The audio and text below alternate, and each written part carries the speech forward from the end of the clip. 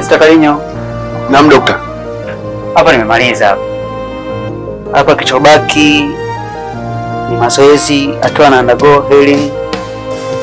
Hizi siku 2 inabidi wewe unakuja kumwangalia. Rafiki yako? Hapana. Yeye nimefahamiana naye jana baada ya kupata ajali, lakini nilikuwa sifahamiani naye.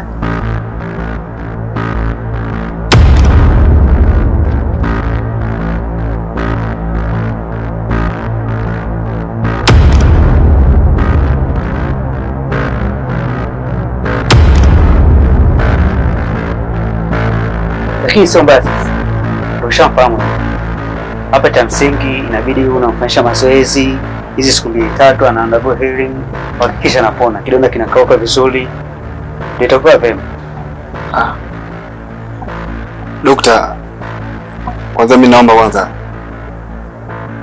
nikushukuru sana kwa sababu umenifanyia msaada mkubwa ambao sikutegemea.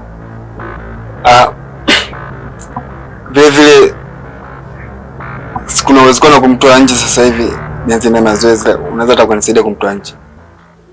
Au Alfa vipi, tukutoe nje? Nisaidie dogo kumtoa nje.